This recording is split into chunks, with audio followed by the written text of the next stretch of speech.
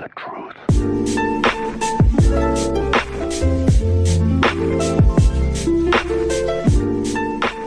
And we're live. Hello, Maryam. Welcome to the Najah Show. Thank you for having me. No problem. My pleasure. How's it going? How you holding up with the whole quarantine situation? I love quarantining. You have to be the first person to say that. Not gonna lie. That's what How's- everyone says. That's true. How have you been spending quarantine? What have you been doing to stay busy? Definitely focusing on my business, focusing on mental health. Nice. It's Ramadan, so I'm using a lot of my time to just strengthen my relationship with God. Awesome. I love it. That's amazing. Yeah. As you should. I feel as you should. I feel like quarantine. One thing that people don't realize is you have so much more time. So why Mhm. not focus on mental health? Why not focus on personal development? Why not take that time for yourself instead of trying to strain yourself and fill up your time with a lot of things just to stay busy? You know what I mean? Because Yeah. I feel like that like when we were in person, when everything was open, people had that fear of missing out of like, oh, I want to do as much as I can, go to this party, go to that restaurant, yada yada yada, because they're afraid of Mhm. missing out. And I feel like that translated into quarantine as well, where now they have so much free time. You're afraid that you're gonna waste that time, so you try to load up. You know what I mean? Yeah. So it's good. It's good that I'm glad that you're taking that time and I guess setting it aside for yourself. I Mhm. wanted to hop right in. I know one of the reasons why I wanted to set up this episode is because I wanted to get your perspective on a few topics that I really wanted to share with the audience and really wanted to talk with the audience, maybe even inspire them about them. The first is you mentioned that you're working on your business. Can you Mhm. please enlighten us and tell us more about your business? What it is it that you do? What do you offer? What do you, yeah, what is your business essentially? How would you give us a spiel, like a quick description of what it is that you do? All right, so on December 1st, 2019, I launched my cosmetic business, Maramour.co. And Okay. as of right now, it's eyelashes, but definitely in the future, I plan on adding, more products to my line. Hmm. And I know as soon as I know that all my life I've always wanted to be an entrepreneur. I never want to have a 9 to 5. I never want Right. to work for 100%. someone. So, as soon as I found out what being a businesswoman means, what entrepreneurship means, I'm just sign me up for that. That's amazing. Okay. That's awesome. Yeah. How did you? How was? Okay, so let's say right now it's December, 2019, or maybe even before. Where did the idea come from? What inspired you to start your business? Like how was that whole pre-business planning situation like? So, pre-business planning, basically I was going into my junior year and I felt really down because I feel like freshman and sophomore year I was at a really low point in my life, Mm-hmm. and I started thinking about colleges and stuff, and I was like, Yeah. my transcript's not great. I have a lot of, programs, but I want something that represents me, represents my work ethic, and something that speaks for itself.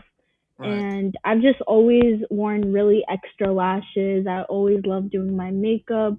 And my mom was the one who told me, everyone's always complimenting you on your lashes. Like, you need to start an eyelash company. Mm-hmm. So that's really how it started. The rest is history. That's amazing. That's awesome. That is insane. How was starting the business like? What was your experience? So let's say it's December. You said, okay, I want to start a business. What were some of the hoops or the obstacles you had to get through? What were some of the procedures and the plan and like what was that whole process like of going out and actually doing it? Because most of the time you see that it's often people say, oh, I want to start a business. It's often easier said than done. People always Hmm. talk the talk, but they don't walk that walk. How did you walk that walk, if for lack of better words? Yeah, so I would say it all started in the summer. Hmm. That was when I really had to think about the name for the company, what products I wanted to start out with, how many eyelashes I wanted to begin with.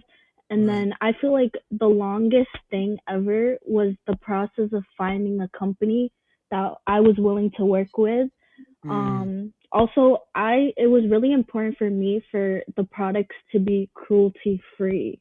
Awesome. And believe it or not, it's so much harder finding a company or a Really? manufacturer that's cruelty free. And they even cost more money. Wow. So, yeah, So that's a worthwhile investment. I know. But literally, it was just going back and forth between me and the manufacturers of what took so long.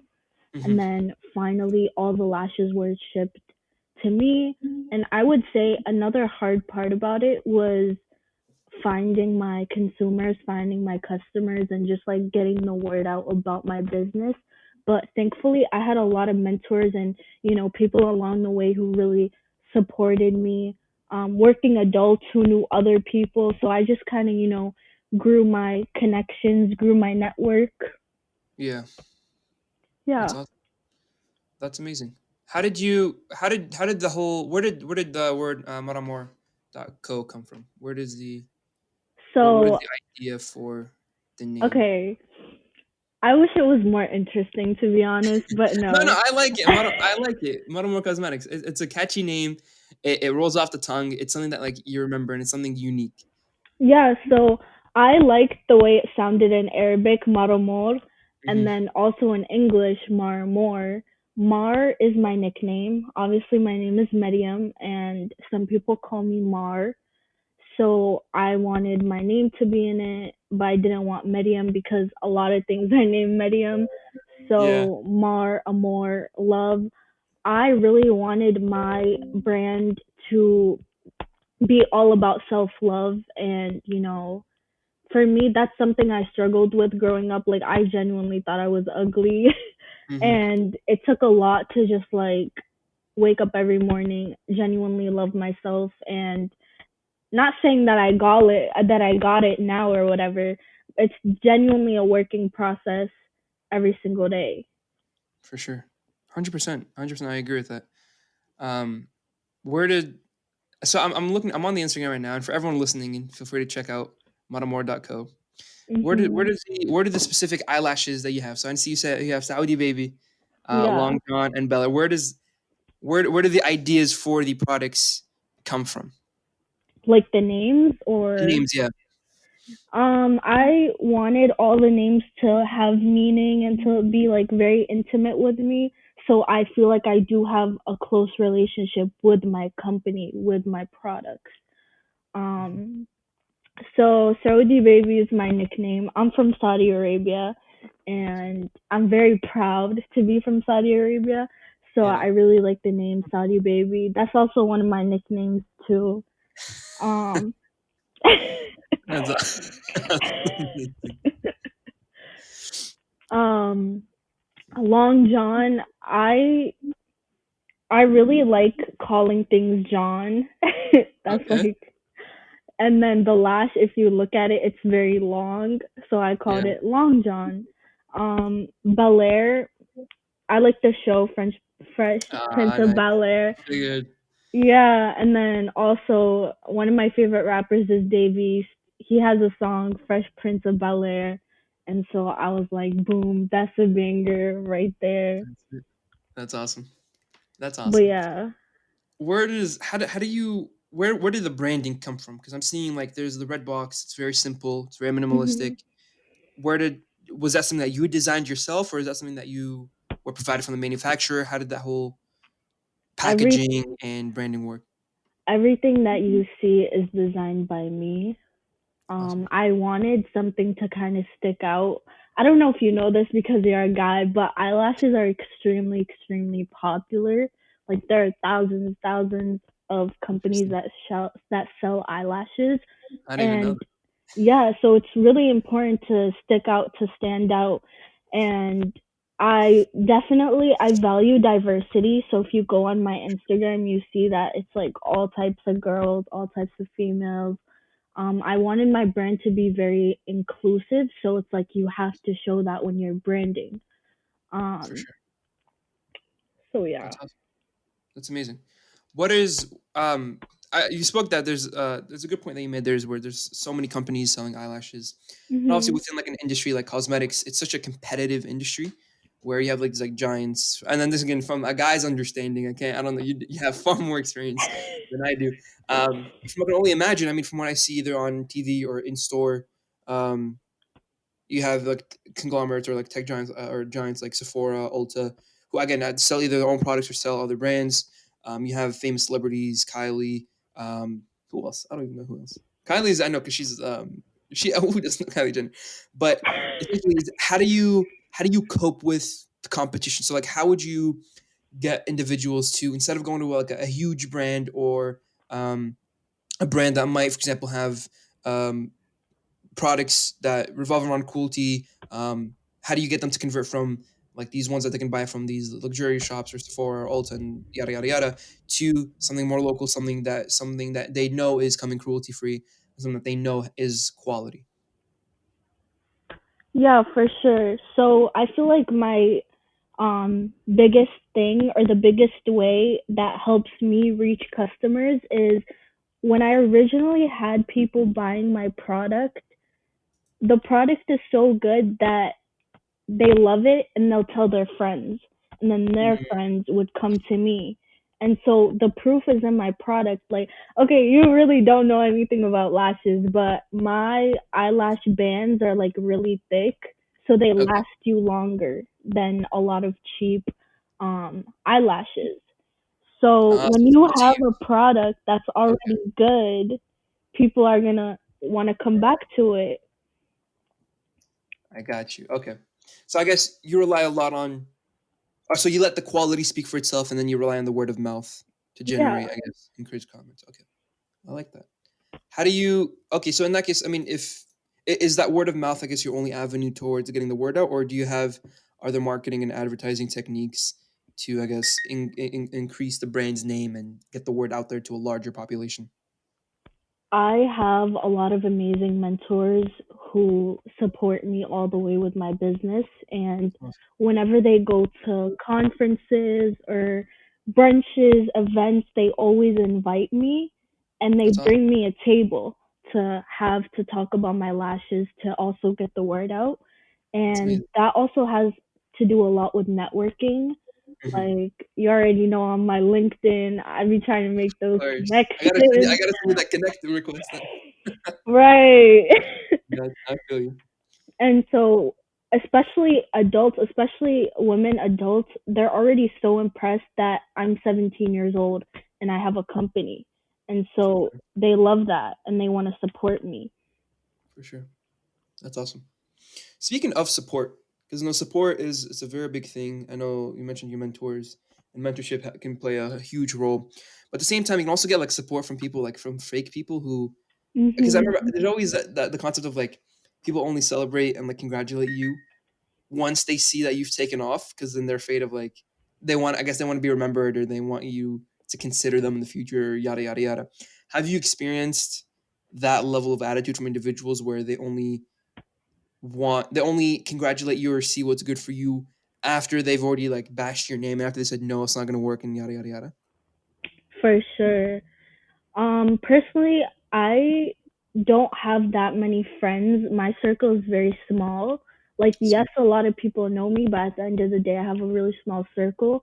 But when I started Maramour at the start, a lot of like people would reach out to me and, they'd ask me to hang out and do stuff with them. And then, oh, Mhm. like, can I get some lashes? Can I this? And it was very, very fake Mhm. and I didn't like it. Me, I try to be genuine. I try to be real with you. And when I'm sensing like that type of energy from you, that's when I know that, this is not going to work. Yeah, And yeah, for then sure. also along with that, I'd say there were a lot of people who I expected to support me, yet they Mhm. didn't really show it. You know what I mean? Mhm. Yep, 100%, 100%. Have you when people ask you for free products? Because I know a lot of I've seen business owners, especially like shop owners, where it's they have let's say they're selling it's a grocery store for example, or they're selling certain products. An individual would come in like they'd know them, be like, yo, can I get like a free food or something? Especially this happens a lot with food. Mhm. In reality, like if you give away, keep giving away free food as favors, you lose profitability, you lose a lot. When people ask you for free lashes or for free anything, how do you react to that? What do you tell them? What do you say? Have you given away free products either as like a like a to like someone who would be like a brand ambassador, or someone who would help you grow that business? Or do you just typically say no? You can go ahead and buy or DM me for a price. I feel like I had to look at it from two sides. Hmm. So if you're a brand ambassador coming to me wanting free lashes, wanting to promote my product, okay, that's your job. And Right. then the other hand is when I have people who I know in real life and they're asking me for free stuff, to me that's kind of offensive because you doing that is not supporting me. You know what I mean? Hmm. And I think a lot of people don't think of it that way, but me giving you free stuff is me losing money, is me losing money that could go back into the business to make it better, to make it bigger. Yeah. So thankfully, surprisingly, I didn't get that many people who knew me in real life asking me for free stuff, but I had to really navigate it so that no one's feelings would be hurt. At the same time, I don't want to lose money, so. Yeah. For sure. No, for sure. Here's a question that I wanted to ask you. For something like as a beauty company, right? A lot of beauty companies that you see today, they stand for a larger meaning, they stand for a larger purpose. I know for you, it was all about sort of self love, and removing that cruelty element in product design, product manufacturing, and a bunch of other more purposes that, again, only you would know. Mhm. I wanted to ask, in this case, right, when starting a business, what have you realized? Is profitability more important than sending a message? Does one take priority at certain stages of your business over the other? Or have you valued both of them equal and you're trying to grow both, I guess? Well, as of right now, I my company hasn't even reached 6 months yet. Hmm. So the quote unquote profit that's been happening is all going back to the business directly.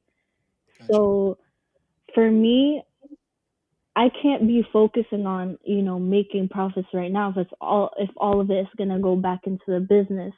Hmm. So the message is very important. I know that in time, there will be profit, but as of right now, I try to, like I said, focus on the branding, focus on getting the message out there, focus on reaching people to know about the company. And Yeah. I genuinely believe that in time, everything is gonna like fall into place. Hmm. That's awesome. That's interesting. I wanted to also, because I want to talk about this whole concept of beauty, right? Mhm. And with beauty, there's been a lot of discussions about should you go the route where it's like pursue like makeup, where you essentially create this false persona of yourself just to please other individuals. Where again, makeup it's this concept of beauty is different for everyone. How has your understanding of beauty and makeup and fashion and just this whole industry and this whole concept has it how has it evolved and changed over time? Has it like once starting your business, have you seen that? Have you started to see yourself, I guess, be more attached and be more connected?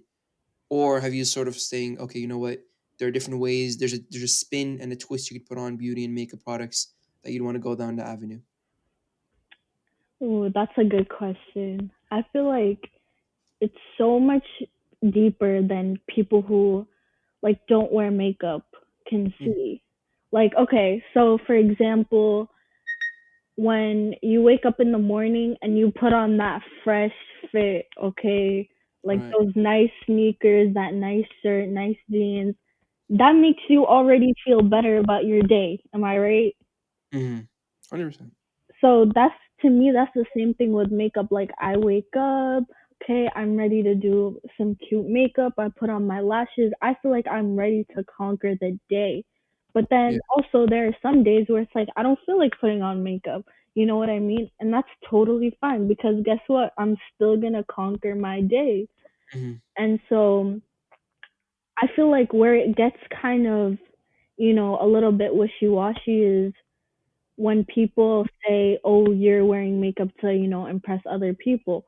I'm trying to impress myself. I'm trying to like grow my confidence for the day, you know what I mean? Yeah, But I definitely believe that it's all like your personal choice, whether you want to or whether you don't want to. It's whatever makes you happy and it's whatever makes you feel empowered. that's true. That's true. But at the same time, that empowerment, I feel like sometimes the intent behind it can vary.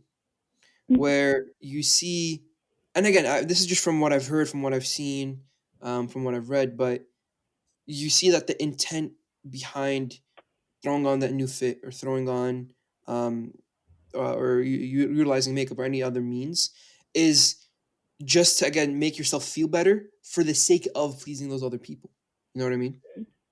Yeah. So I guess the question to you is how does beauty become something that it's not no longer meant for other people, but it's become for the self? Like what are some self techniques or some self promotion or self love tips that you would suggest or that you've understood to I guess go from okay, I'm putting on this new fit, I'm using makeup not to please other people, not to look good in front of other people, but rather for myself. Oh, that's a good question. You know what I mean? Yeah, I get it.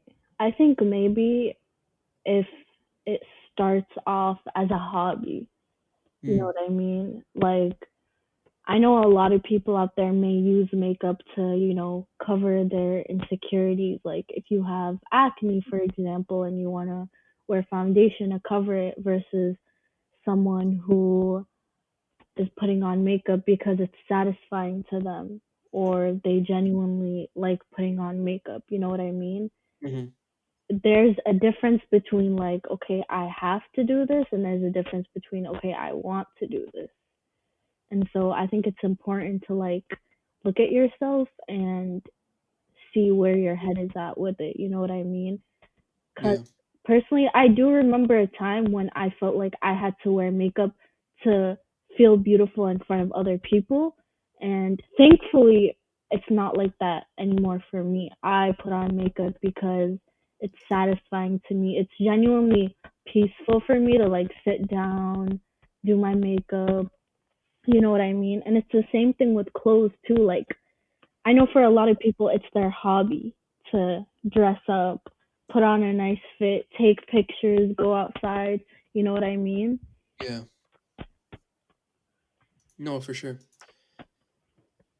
I wanted to ask you on the topic of beauty because I feel like beauty is such a diverse concept and there's so much you could talk about it. What do you think makes a person quote unquote beautiful? Definitely starts from the inside because you can be the most beautifulest, the most finest person ever. And Yeah. when that personality is bad, everything gets thrown out, to be honest. That's for me, anyways. No, I definitely I agree with that.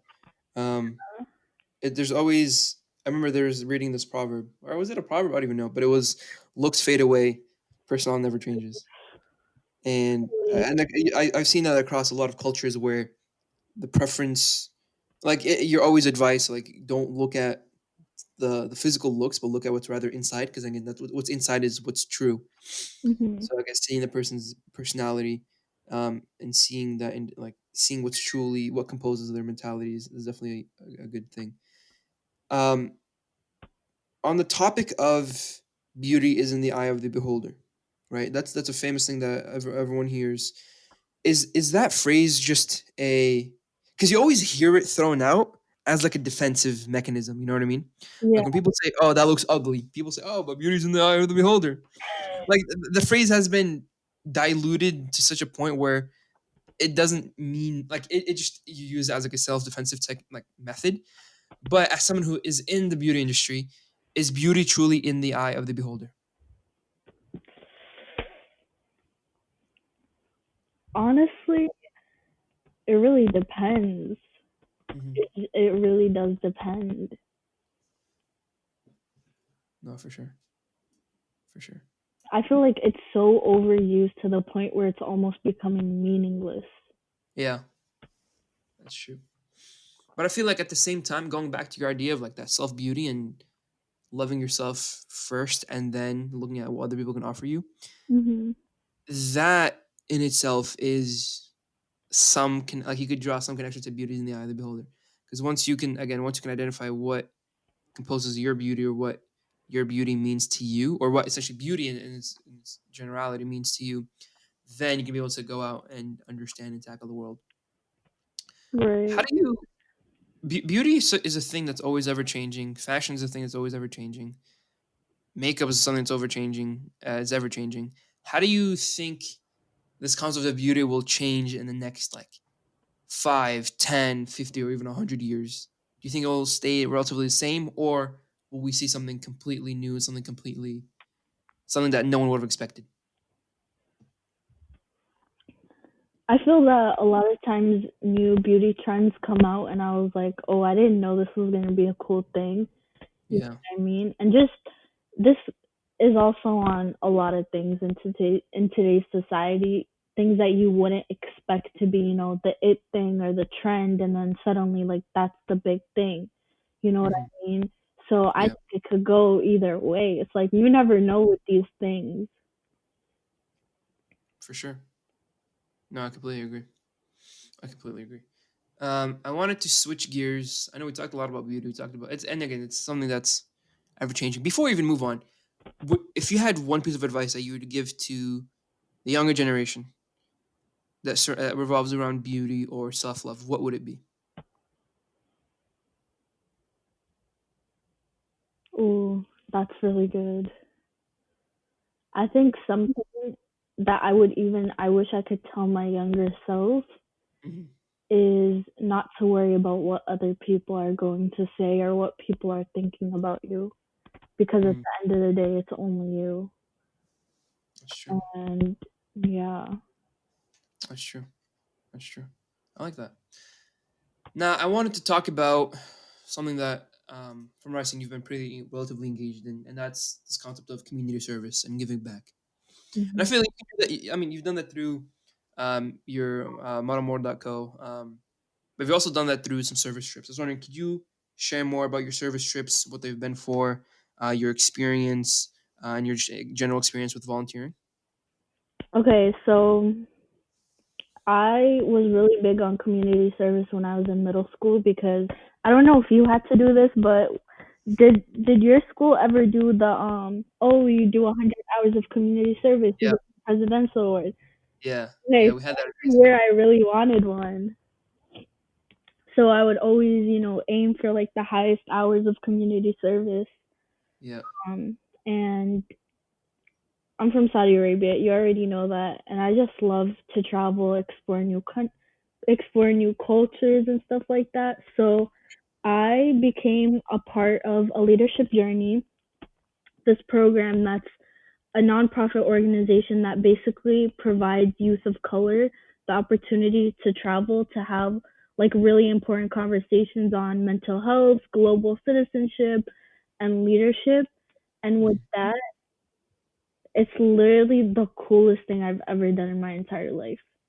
Just That's awesome. going, traveling, meeting new people, and like I said, having important conversations with them Yeah, really opens up your eyes. I can only imagine Yeah. for sure. What did you? So when you, what were some of the conversations that you've had when you went? Was it, and where did you go? So last June, I went to Kenya, and we would every day we'd go to like one to two schools to just chill with the students, talk about things. And for me, the topic that I really always like aimed to talk about is mental health, just Hmm. because I know as a person of color, like therapy, just mental health in general is very like stigmatized. And Yeah, so it was very interesting to me how also in Kenya it was like that. And so it was just like I really wanted to know. that's awesome. That is amazing. Um, in general, how has community service and just giving back? How's that changed? I guess your outlook on life and just how you carry on through the world. I feel like going on trips, traveling, exploring genuinely makes me understand that it's bigger than just myself. And that's the thing with like being a global citizen too. Like it's always bigger than you. You know what I mean? Yeah, for sure. I know for me, my experience with volunteering, it was pretty dope. One of the one of the volunteers places that I worked with was this place called New Sigma Theta, and I had the fortune of it being virtual. So it was a bunch of virtual programming. But what's interesting is there's so much that you can do virtually, like, and this was before quarantine, and like now with quarantine, there's so much more that you can do. Really? Before quarantine? Really. But one of the things that we were doing was sending letters to soldiers deployed around the world, and having that ability to sort of maintain contact, send them positive messages, either be during Father's Day or Mother's Day, Memorial's Day, Veterans Day as well. It humbles you because even though you don't get a response back, when you think about, I guess, the situation of certain people around the world, where, excuse me, where these individuals have laid down and sacrificed a lot just for the betterment of society and for the betterment of their country. Yet they can't access their kids, they can't talk to their family members, they can't celebrate certain holidays or celebrate certain traditions. Having that ability to step in, um, and be that source of inspiration, be that source of, I guess, hope and happiness was something that it was an eye opening experience, to say the least. Do Yeah. you think how have you, okay, for your personal experience, how have you balanced community service with and giving back with, I guess, your everyday life? Ooh. I feel like especially right now when it's Ramadan, it's Hmm. very important to like especially just being on social media, a lot Yeah. of pages use this time to really focus on people who, have less than us.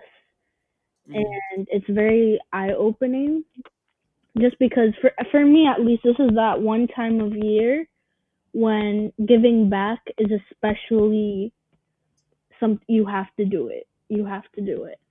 Yeah. So just being online, being on social media, you see people who are especially in need and I lost my train of thought. No, you're good. No, I completely understand. I completely understand. I remember, I don't know if you've seen this video, but this lady went viral. She was sacrificing in like her own health and safety, and she was handing out tents. I think it was in California, in LA. But she was handing out tents. Hands. Did you see that video?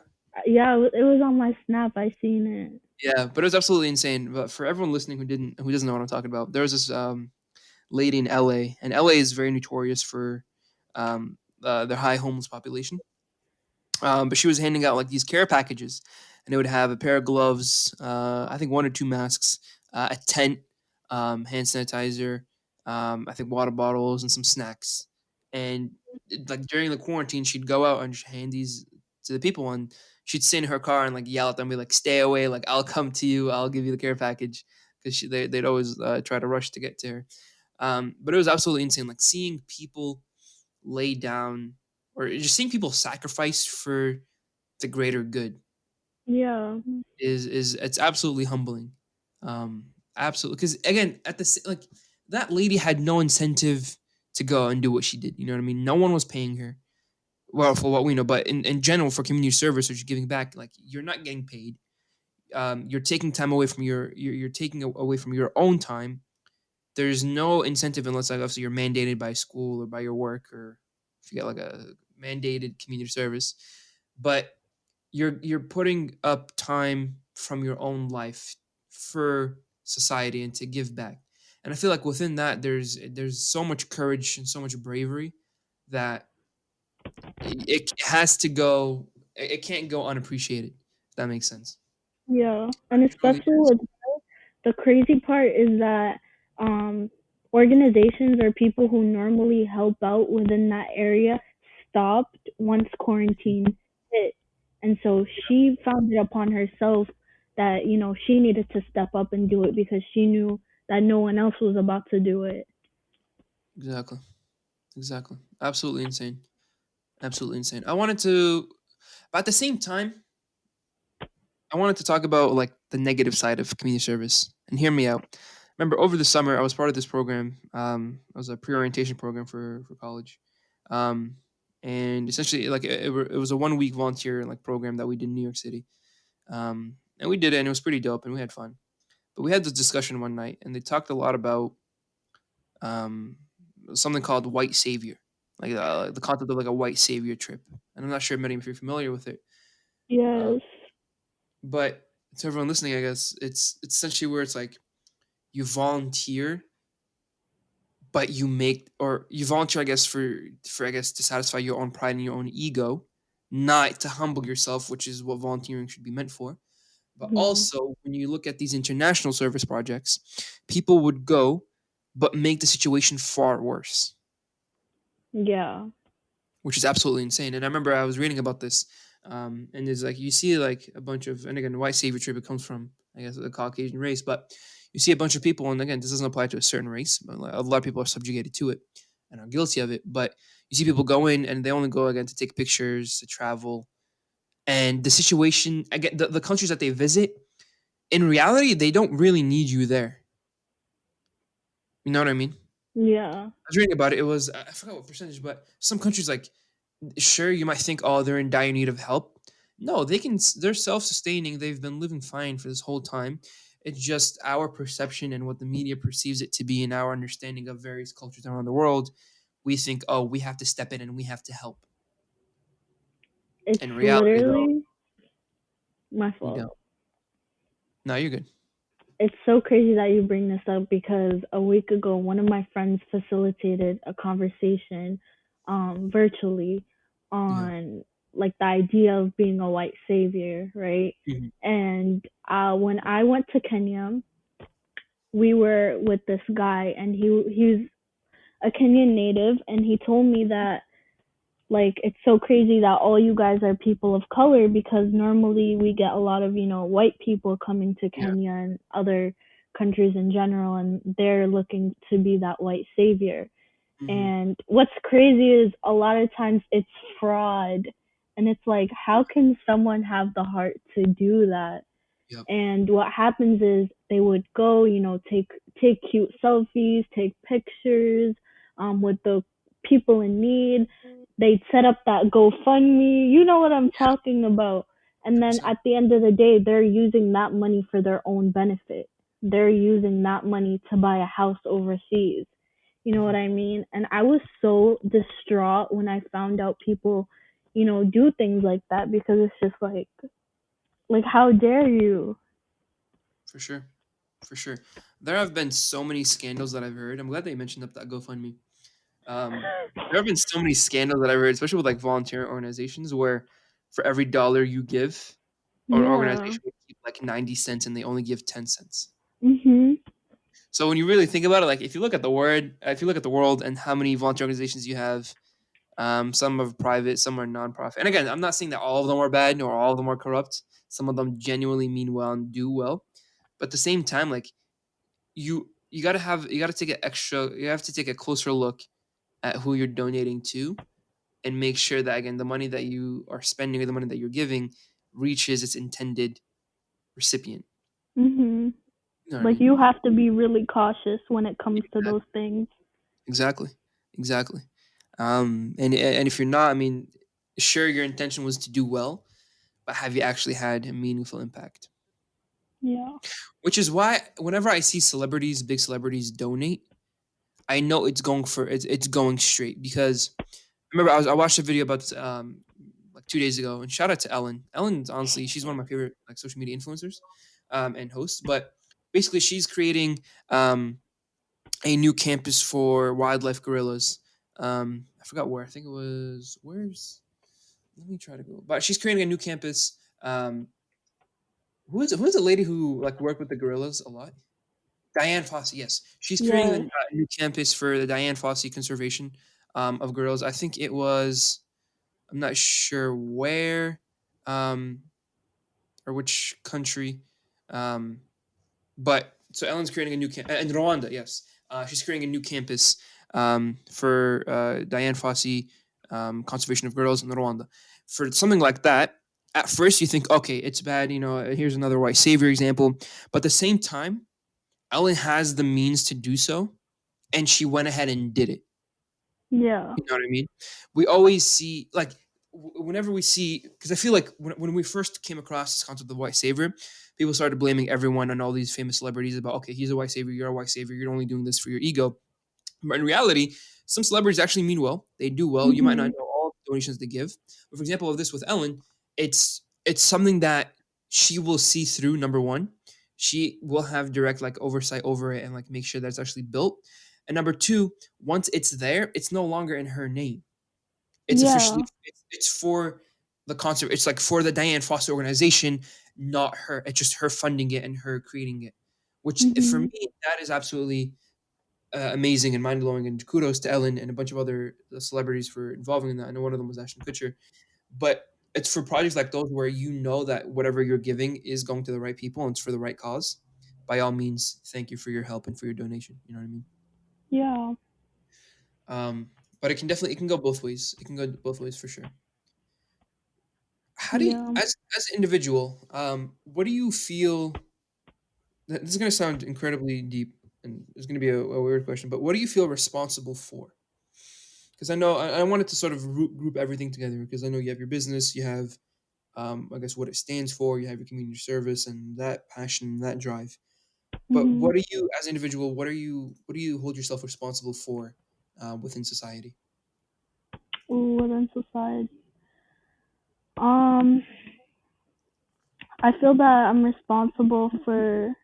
I know this sounds really cliche, but definitely leaving a positive impact.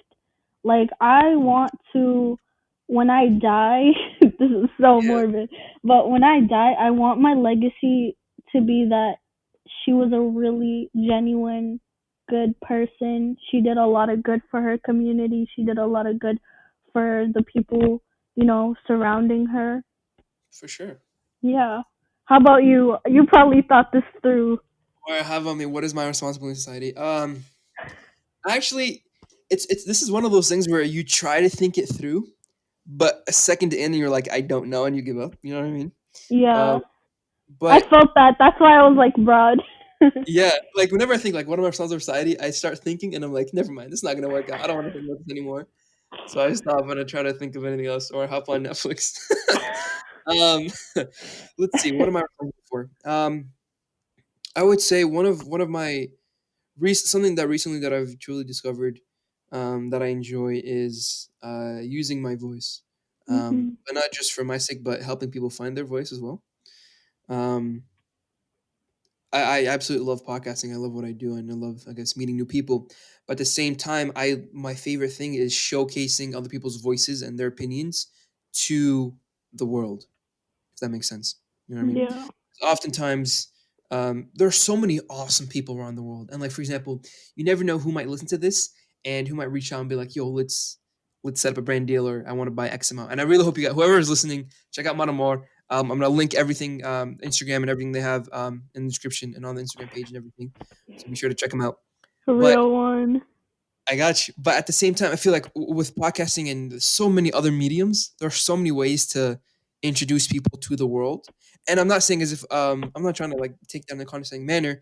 It just I want to provide a medium for you to come on, or to anyone really to come on an episode or come on this podcast or just come in and introduce yourself to new people. Yeah. That I yeah. keep going, keep going. Okay. For me, that has been something that I absolutely enjoyed and something that I absolutely found rewarding. And I guess for now I mainly have like friends on, people that I know on, but hopefully one day I wanted to sort of expand and maybe go into like get some random people on or get people that I don't know and reach out to them. But having that ability to provide a medium, right? I just want to be that intermediary or the person who gives you that vessel to come on and meet and introduce yourself to new people.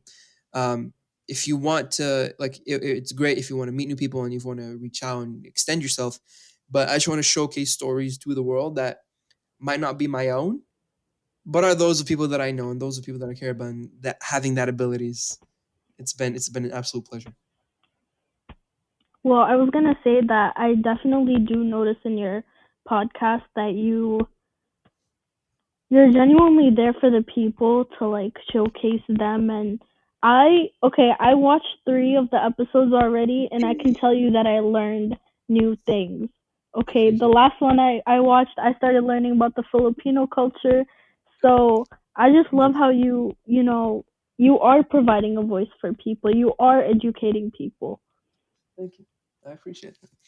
And it's something that it's something that you definitely learn how to develop. You develop that skill. Because I feel like with podcasting, with speaking, and not even just speaking, but with obviously with your business as well, and with just various other avenues in life, it's always a dance between what can I offer to people, how can I be of value, and then in exchange, what might you be able to do for me? You know what I mean? And again, that sounds a bit. You can take that both ways. People Mhm. think, "Oh, what can you do for me?" People think, "Oh, you're manipulating them, you're using them." But in reality, no, it's a two-way street. Like I offer something first. If you want to do something great, like if you want to return the favor, that's awesome, great. But if not, like no harm, no foul. You know what I mean? It's all about, I Right. guess, the altruistic intent and altruistic purpose of providing for society. Yeah. Um, I wanted to ask you one more question, then maybe we can even wrap up and conclude on that. But what are your, I guess, personal and professional goals for either Maramour, for giving back in community service, for creating a brand that people can rely behind, that people can truly feel comfortable with? What are some of the goals that you've set for yourself and for your brand? Okay. So first, I want to answer the community service part of it. Go for it. I set a goal for myself that the next time I like do an act of service, I Mhm. don't want to just like you know how sometimes people they do community service like let's say they give out free things, Yeah, right? And I feel yeah, like for me that's not really helping anyone. Like it's going to help them for the moment, but in the long run, in the long term, what's that really doing?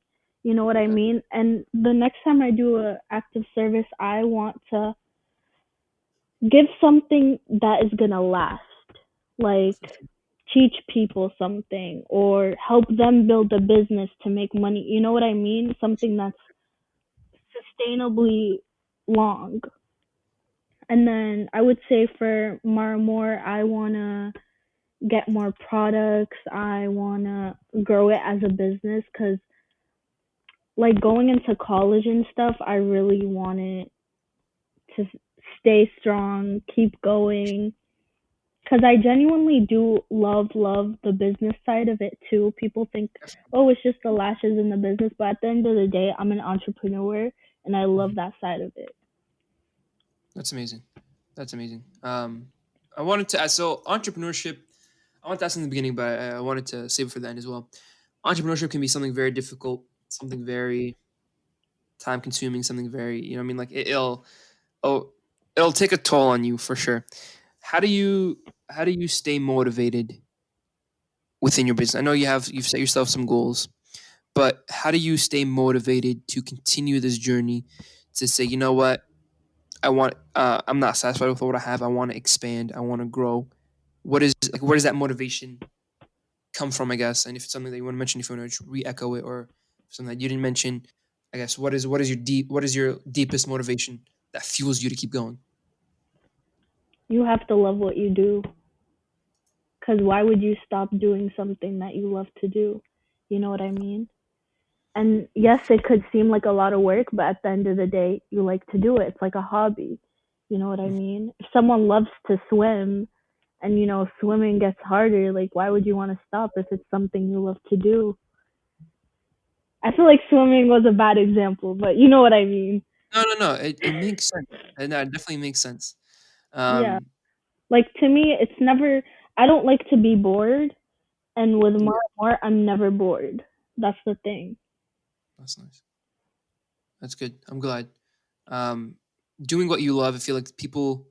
It's also one of those things where it's easier said than done. But once you start, you just can't stop. Yeah. You know what I mean? For me, for example, with podcasting, like freaking, I absolutely love it. I don't think I'm gonna stop anytime soon, and it's something that keeps me busy. You know what I mean? Keeps me out of trouble. LOL. But um, for like general. for the general person, it's very hard, number one, to find what you love. But once you, and I feel like that in itself is also an overcomplicated statement, because deep down you already know what you love. It's whatever it is that you do that you find the most pleasure in doing. Like it could Mhm. be as simple as cooking or sewing, to as complex as like coding or 3D design, or I don't know, like investing in stock markets and numbers and Right. whatnot. But once you, it really just comes down to starting. Like treat it as a hobby first.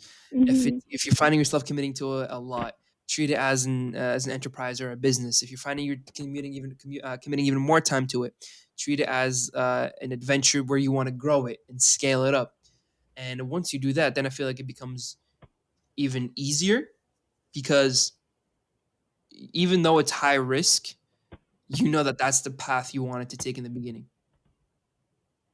I remember, I forgot who said this. I think it was Steve Harvey. Shout out to Steve Harvey, bro. He's one of my favorite people ever. Um, but he was like, um, damn it, I just lost my train of thought. What did this man say? Oh my god, what was I talking about? Yes, if you find what you love, do it. Oh my, I literally lost my train of thought. Wow, I literally, because I'm sitting next to my window and I looked outside, and then I come back and my mind blanks. But shout out to Steve Harvey though, nonetheless. But yeah, it's really just finding whatever it is that you want to do and love, and starting that and continuing on that journey. Because once you open that door, yes, wait, I remember what he's talking about. Yes, so when he first started acting, when he first started comedy, um, he was like, he left home, he moved to Florida, started doing some stand up there, and he called his mom. He's like, "Mom, you know what? I'm giving everything up. I'm gonna go start comedy. Whatever I do, I'm not coming back."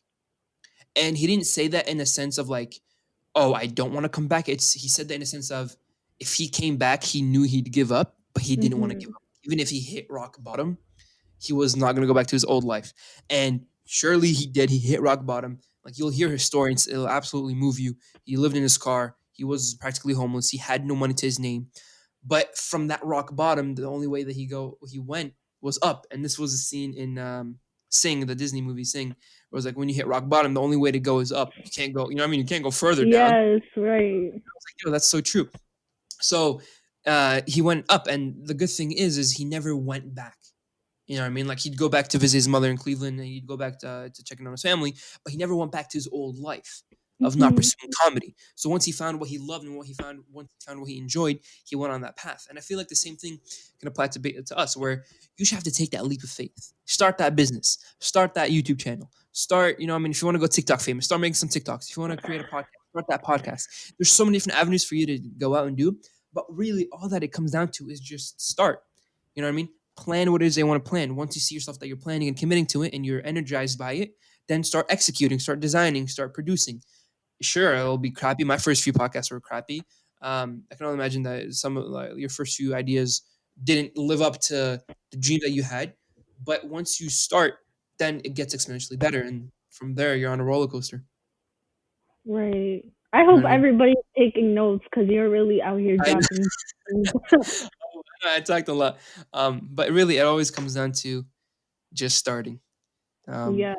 And also, it's a lot of like trial and error too. yes, You just yes, can't give up. it Like, really is. You really can't 100%. I agree with that. I agree with that. But it's honestly, I mean, there's so much opportunity around us. You just got to be able to take control and exploit all the opportunities and go from there. right. Well, Maryam, thank you so much for coming along. It was an absolute pleasure having you on a new episode of Chime In with Aiman, where we chime in with Aiman.